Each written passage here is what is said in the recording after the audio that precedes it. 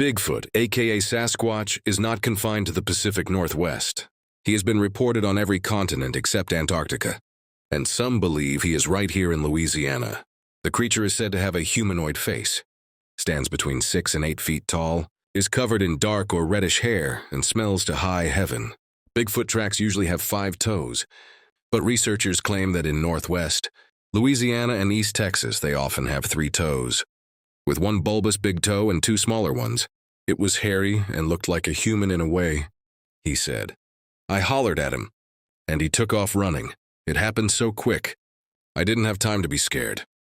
Bigfoot likes to arrange sticks in strange patterns, twist and break large limbs and saplings and knock down small trees to mark a trail or stake out territory.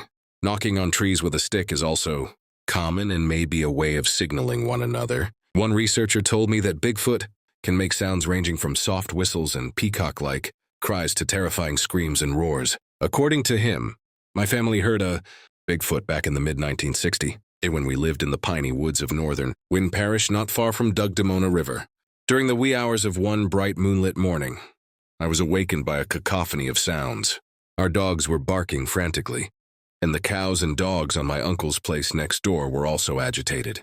Something was making its way in the dark, down Highway 505, in front of our house. It made a noise like I had never heard before or since. Starting out in a low moan, it rose to a high pitch like a woman screeching, and then fell back to a low moan. The next morning I was reluctant to say anything, thinking maybe I had been dreaming. But I soon discovered the entire family had heard it. A month later, on another moonlit night, we heard it again, but this time we were watching television.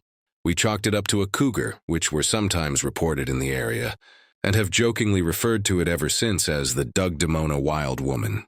When I related that story to a Bigfoot researcher, he asked, did it sound sort of like the old World War I air raid sirens? Yeah, I said, a siren is exactly how I remember it. Definitely, he replied, definitely, that was a Bigfoot. The Louisiana Bigfoot has even made it onto television with at least 2 programs focusing on sightings at Cotton Island in northern Rapids Parish and near Goldana in Natchitoches Parish. I hunt around Goldana, so I'll have to be extra careful there from now on. In 2001, the Alexandria Daily Town Talk covered a Bigfoot sighting in central Louisiana after Earl Whitstein claimed to have seen one while cruising timber for a logging company. It was hairy and looked like a human in a way, he said. I hollered at him and he took off running.